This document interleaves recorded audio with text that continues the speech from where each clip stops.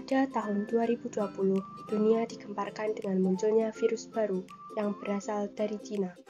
Virus ini kemudian dikenal dengan nama COVID-19. Wabah COVID-19 telah menyebabkan kerugian nyata di kalangan masyarakat dunia. Lebih dari 10.000 orang meninggal dunia karena COVID-19. Di Indonesia, kasus pertama terjadi pada awal Maret tahun 2020. Hal ini membuat pemerintah Republik Indonesia mengeluarkan berbagai kebijakan, salah satunya yaitu dengan menerapkan program Stay at Home untuk meminimalisir jumlah korban yang terjangkit virus corona di Indonesia. Penyebaran COVID-19 melalui kontak fisik membuat adanya penerapan social distancing dan karantina mandiri di rumah, sehingga masyarakat tidak boleh keluar rumah setiap harinya. Dilema penerapan ini membawa konsekuensi pada berbagai aspek kehidupan manusia. Di satu sisi, social distancing memberi dampak positif pada bidang kesehatan untuk mengurangi jumlah penduduk yang menjadi korban virus corona. Di lain sisi, dampak negatif muncul pada bidang perekonomian karena sulitnya masyarakat untuk bekerja atau mencari penghasilan. Selain itu, COVID-19 juga berdampak pada bidang teknologi dan pendidikan.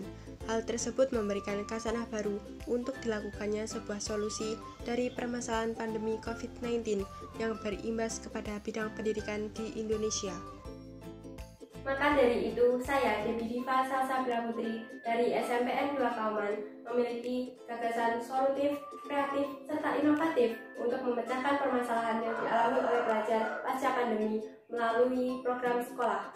Dengan bangga mempersembahkan Pokari Sweat, pojok baca literasi sebagai wahana edukasi era transisi dalam pembelajaran daring ke luring untuk meningkatkan karakter belajar masa kini. Dewan Juri yang terhormat, pandemi COVID-19 telah membawa pengaruh buruk kepada insan pendidikan di Indonesia, khususnya bagi para pelajar, di mana para pelajar diwajibkan pemerintah untuk belajar dari rumah masing-masing sebagai upaya pencegahan penyebaran COVID-19. Hal ini menjadikan kegiatan pembelajaran yang awalnya menggunakan sistem pembelajaran tatap muka harus diubah menjadi sistem pembelajaran dalam jaringan atau pembelajaran daring. Penyelenggaraan sistem pembelajaran daring dilaksanakan dengan memanfaatkan kemajuan teknologi. Berbicara mengenai teknologi, saat ini kemajuan teknologi berkembang sangat pesat, sehingga mampu membuat proses pembelajaran menjadi lebih cepat dan efisien. Beberapa contoh dari hasil perkembangan teknologi adalah gadget dan aplikasi Google Classroom. Teknologi ini memiliki peranan yang sangat penting dalam proses pembelajaran di masa pandemi. Selama kurang lebih 2 tahun, para pelajar mengandalkan gadget dan jaringan internet untuk mengikuti kegiatan belajar mengajar. Tidak terasa setelah kurang lebih 2 tahun belajar dari rumah, era new normal mulai diberlakukan. Sekolah-sekolah dan perguruan tinggi mulai buka kembali. Siswa sekolah dan mahasiswa diperbolehkan pemerintah untuk belajar tatap muka, tetapi wajib mematuhi protokol kesehatan. Sayangnya, perubahan ini tidak mudah diterima oleh siswa sekolah, karena siswa sudah nyaman menggunakan gadget dan jaringan internet untuk belajar. Harus kembali ke metode lama. Metode lama yang dimaksud adalah mendengarkan Bapak Ibu guru menerangkan materi secara langsung di kelas, mencatat materi di buku, dan membaca berbagai buku pelajaran. Dalam permasalahan ini, saya menilik dari suatu analisis bahwa ada beberapa dampak buruk yang timbul akibat adanya pembelajaran daring semasa pandemi.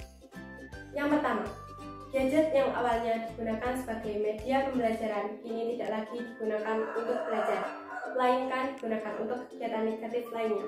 Contohnya seperti bermain game saat diterangkan oleh guru. Permasalahan yang kedua adalah penurunan etika siswa. Contoh penurunan etika siswa setelah adanya pembelajaran daring adalah adanya tutur kata yang tidak sopan saat berbicara dengan guru, saat diterangkan berbicara sendiri atau bermain gadget sendiri, dan acuh terhadap pelajaran atau tugas di kelas. Permasalahan yang ketiga adalah minat berliterasi siswa yang cenderung menurun. Kebiasaan tidak membaca materi saat pembelajaran daring menjadikan siswa menjadi malas saat pembelajaran luring. Hal ini mengakibatkan kemampuan akademik siswa sekolah mengalami penurunan. Penanganan permasalahan tersebut dapat dilakukan oleh orang tua di rumah, guru di sekolah, maupun membuat program organisasi di sekolah. Siswa juga dapat melakukan kegiatan produktif yang dapat mengalihkan penggunaan gadget. Berorientasi pada permasalahan yang telah saya sebutkan, saya memiliki solusi yaitu dengan Pokari Sweat, pojok belajar literasi sebagai wahana edukasi era transisi dalam pembelajaran daring ke luring untuk meningkatkan karakter pelajar masa kini. Dalam peningkatan minat berliterasi, sekolah dapat mengadakan program pojok baca literasi sebagai alternatif para siswa membaca beraneka ragam buku seperti novel, komik, sejarah, ilmu pengetahuan, serta buku karya siswa. Program pojok baca literasi ini dapat menjadi awal pemulihan karakter dan kebiasaan membaca para siswa di masa transisi pembelajaran daring ke luring. Pojok baca literasi ini juga dapat menambah wawasan baru siswa secara mandiri dan bermanfaat untuk masa depan. Dengan demikian dapat disimpulkan bahwa Pokari Sweat adalah sebuah program sekolah untuk meningkatkan karakter dan minat berliterasi siswa, serta mengurangi ketergantungan siswa terhadap gadget dan penyalahgunaan media di internet yang digunakan untuk hal negatif.